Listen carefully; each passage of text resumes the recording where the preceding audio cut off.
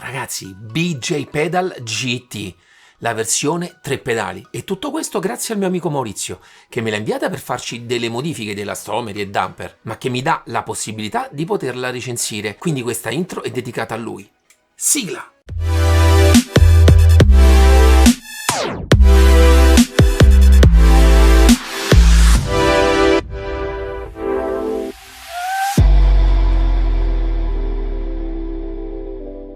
Ciao a tutti e benvenuti sul canale, siamo qui oggi per parlare della BJ Pedal versione 3 pedali GT. Ragazzi, una pedaliera totalmente in acciaio, pesa veramente tanto e quindi penso di posarla. Mi è capitato già di recensire la versione idraulica e se non l'avete visto andatevela qui sopra a rivedere, e già mi aveva molto colpito, proprio per l'essere molto massiccia. Ma arriviamo subito a parlare del modello Steel. Come vi ho detto, pedaliera in acciaio inossidabile, spessa 3 mm. Cosa molto carina è che quando mi è arrivata già tutta quanta montata. È stata un po' una fatica a tirarla fuori, ma per me è un plus perché presa, montata e giocato. E approfitto proprio di questo per parlarvi anche del base plate in metallo spesso 8 mm e, come potete ben vedere, vediamo se riesco a farvelo vedere, c'è intagliato sopra il logo BJ, in realtà molto carino da vedere e che dà a mio avviso pregio a questo genere di pedaliera. Naturalmente nel base plate ci sono tutte le asole che vi consentono di distanziare quanto volete un pedale dall'altro e trovare la giusta posizione per voi,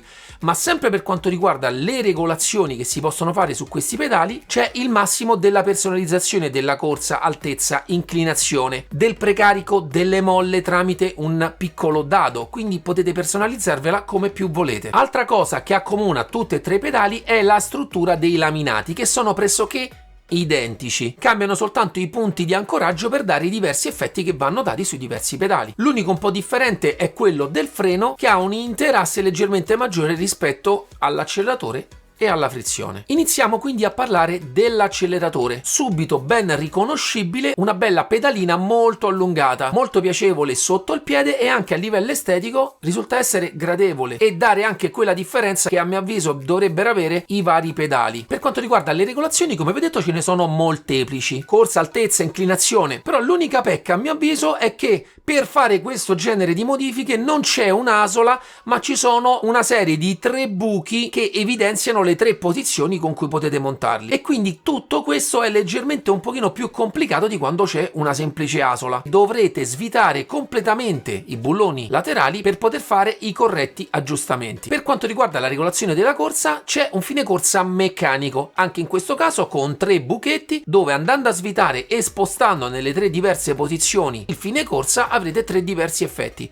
Ragazzi, vi dico subito, io appena arrivata è la prima cosa che ho fatto, perché l'acceleratore mi piace che abbia una corsa un pochino più ridotta per essere un pochino più reattivo, e in più nel caso di pedaliere che hanno acceleratori con molle a compressione, a mio avviso si cerca di evidenziare di meno un difetto che queste molle hanno, che nell'ultima parte vanno un pochino a deformarsi, quindi accorciando la corsa si evidenzia un pochino meno quello che per me è un piccolo difetto. In più, altra cosa molto importante sul pedale dell'acceleratore, nella parte del perno frontale, quella che va attaccata sul piede, è possibile andare a regolare la linearità. A seconda dell'altezza dove voi andrete a montare il perno frontale, andrete a ricreare diversi tipi di linearità e quindi passerete dall'avere un pedale completamente lineare a un pedale nella prima parte un pochino più morbido e poi per esempio va a indurirsi nell'ultima parte, ma questo sarete voi a deciderlo, anche se non vi nego che difficilmente ho trovato persone che vanno a fare questo genere di aggiustamenti. La scioglievolezza della pressione di questo pedale è data da delle boccole poste alla base del pedale, ma è un tipo di soluzione utilizzata da tantissimi altri brand e ancora risulta molto valida, perché il pedale ben oliato, ben ingrassato, risulta davvero molto fluido. Ultima, ma la più importante secondo me, è la regolazione del precarico, che viene fatta tramite un dado che va a precomprimere la molla utilizzata da questo pedale, e quindi potete gestire la durezza che questo pedale ha. Anche in questo caso io con le mie modifiche ho creato un kit damper che va a dare delle possibilità in più anche su questo pedale. Per chi non l'abbia visto, metto sempre qui sopra il link. Non fa nulla più che aggiungere un tipo di fluidità diversa e una corposità diversa senza l'utilizzo di una precompressione della molla. Molto semplicemente. Ma arriviamo adesso al pedale della frizione. Come vi ho detto è identico nella struttura a quello dell'acceleratore, ma cambiano i fulcri dove è montato il perno. Questa è montata quindi in un'inclinazione tale da consentire al pedale, una volta premuto, avere un doppio step di pressione, una prima parte un pochino più dura e che poi va a ammorbidirsi nell'ultima parte. Ragazzi, qui vi dico subito un piccolo difetto che ho trovato su questa pedaliera, e cioè non ha regolazioni per andare a scegliere il punto di stacco, cioè una regolazione fissa imposta da BJ. In questo caso vi dico, non ho mai visto, forse tranne me che ho provato su alcune pedaliere a fare diverse prove, non ho mai trovato nessuno che è andato in realtà a regolarsi questo, anche perché ormai tutti gli appassionati giocano più con auto GT che con auto col cambiatacca, ma io sono un appassionato e quindi mi sembra giusto dover sottolineare questa cosa, anche se nella regolazione originale l'effetto che viene dato è perfetto. In questo caso però vi dico subito che la regolazione del fine corsa, anche se c'è, sfruttarla la vedo ben dura. Questo perché la parte di stacco avviene molto in prossimità della fine, quindi se andate ad accorciare troppo la corsa di questo pedale andrete ad inficiare un pochino su quella sensazione che secondo me è la natura della frizione stessa. Per quanto riguarda la pedalina usata è la stessa del freno, alla sua vista fa veramente la sua figura. Per quanto riguarda la molla utilizzata per il pedale della frizione è molto più generosa e quindi rende la prima parte molto più dura. Anche in questo caso potete decidere il precarico che vorrete dare alla molla stessa e questo ne inficerà, oltre la durezza, anche l'evidenza del punto di stacco, cioè più è dura la parte iniziale di molla e più evidente sarà lo stacco nel momento in cui si ammorbidirà. Ma la regolazione, ragazzi, la lascio a voi, è giusto che ognuno di noi regoli la propria pedaliera, la cucia su se stesso. Anche in questo caso la fluidità del pedale è coadiuvata da boccole in ottone. Anche in questo caso, vi ripeto, sempre ben oleate e ben ingrassate, la fluidità sarà sempre ai massimi livelli. E in più, aggiungo, che non vi ho detto per il pedale dell'acceleratore, tenerle sempre ben ingrassate vi aiuterà a mantenerle l'integrità, perché più è fluido e meno andranno a consumarsi per effetto degli attriti. E quindi ragazzi, le giunture sempre ben oliate. E arriviamo adesso, come sempre, al pedale più importante, il pedale del freno. La scelta che ha fatto in questo caso BJ è dato da 3 elastomeri e una molla. E anche in questo caso vi sparo subito quelli che per me sono 2 difetti che ci sono su questo pedale. Il primo è che è un po' complicato andare a smontare il perno per andare a fare delle sostituzioni di elastomeri, molle e quant'altro, cosa che il mio amico farà perché una delle prime modifiche che mi ha chiesto era proprio sul pedale del freno, sia per quanto riguarda elastomeri sia per quanto riguarda un kit damper. E la seconda è che all'interno della confezione non ci sono altre configurazioni e BJ ve la dà così com'è, e il pedale in questo caso copre tranquillamente le mie esigenze, perché io amo una corsa non troppo lunga e un pedale molto duro, anche perché premo abbastanza sullo stesso. Però magari per chi volesse un pedale un pochino più morbido, di base è un pochino complicato con queste configurazioni. Ma dico, chi ama questo genere di pedaliera di solito è un pilota un pochino più hardcore, con una postazione sicuramente ben solida, perché altrimenti non la sfruttate, e quindi potrebbe anche in questo caso coprire anche le vostre esigenze. Anche in questo caso comunque potrete andare a fare modifiche su inclinazione e altezza del pedale stesso. Ma arriviamo adesso a quello che è il cuore di una pedaliera, l'elettronica, e in questo caso è demandata da una scheda Bodnar a 16 bit. Cosa significa? 65.000 punti di lettura. E questo va tutto a beneficio della sensibilità. Avere un segnale così ampio vi dà la possibilità veramente di microregolazioni. A mio avviso, ragazzi, un pochino esagerate, perché veramente vi basterà soffiare su un pedale per vedere il segnale muoversi. E faccio anche una piccola parentesi per molti neofiti che si affacciano a questo genere di pedaliera, a questo genere di schede.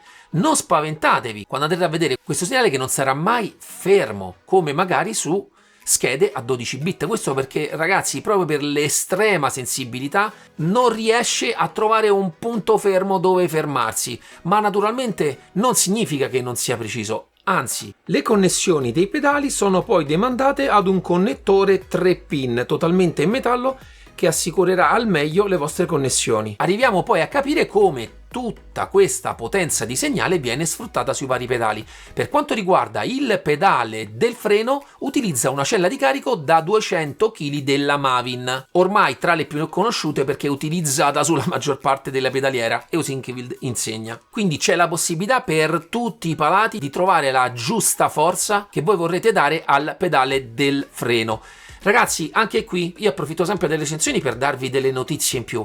200 kg non significa che voi con il piede andrete a premere 200 kg, perché tutto questo, a secondo dei fulcri con cui è montato questo pedale, si traduce in un qualcosa di diverso, che molto probabilmente potrebbe essere di più o di meno, ma naturalmente 200 kg copriranno le esigenze della totalità dei futuri acquirenti di questa pedaliera. Per quanto riguarda acceleratore e frizione invece abbiamo dei sensori di Hall. Anche qui un tipo di sensoristica che non funziona tramite contatto e quindi con pochissima manutenzione avrete la garanzia di poter sfruttare sempre e nello stesso modo e con le stesse prestazioni i vostri pedali. Anche in questo caso consiglio sempre di tenerla sempre ben pulita, perché se è pur vero che risentono molto meno della polvere, tendono ugualmente a impolverarsi e potrebbero inficiare un pochino sul segnale, quindi tenetele sempre pulite e avrete una garanzia quasi eterna sul funzionamento dei vostri sensori. E arriviamo adesso a capire come configurarla. Utilizzando una scheda Bodnar, BJ si affida al software che proprio Bodnar permette di scaricare dal proprio sito, cioè DView, con cui potrete regolarvi minimo, massimo, zone intermedie e quindi regolare anche una sorta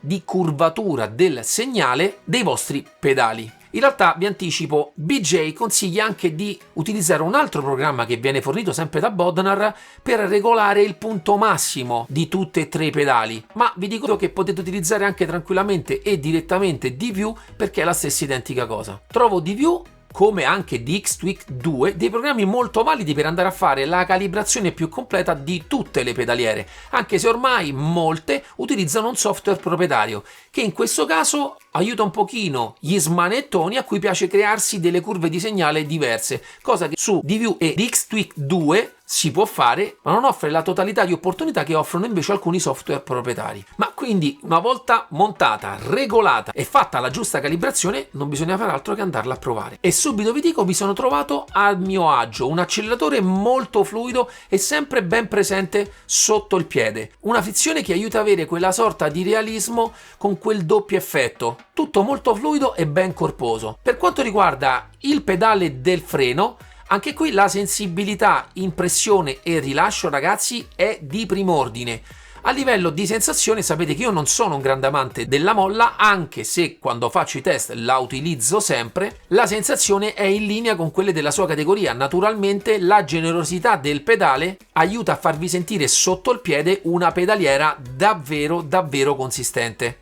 Però io, utilizzando sempre molto segnale, cioè una pressione abbastanza consistente, mi infastidisce sempre quando sento quel punto in cui la molla va a pacco. In questo caso BJ ha utilizzato una molla molto dura e quindi il punto di stacco personalmente lo trovo molto più evidente rispetto ad altre perché mi copre un arco maggiore di forza. Ma questo, ragazzi, dipende sempre da che tipo di sensazione a voi piace. A molti piace questo genere di sensazione, ad altri un pochino meno, come per esempio al mio amico che mi ha chiesto infatti di farci delle piccole modifiche e montarci solamente elastomeri. Ma una volta che vi sarete abituati, proprio la generosità di segnale che questa pedaliera offre riuscirà a farvi essere molto incisivi in tutte le zone del tracciato. Arriviamo adesso alle conclusioni finali.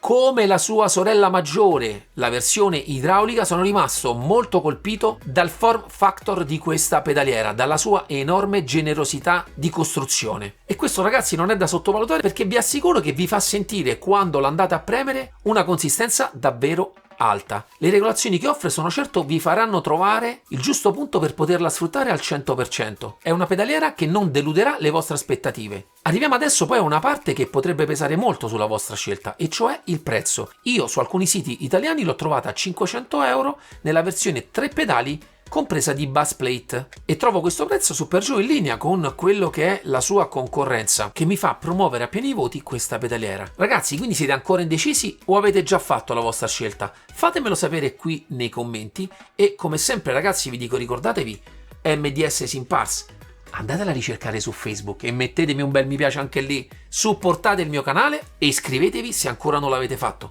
Ci vediamo alla prossima, ciao ciao!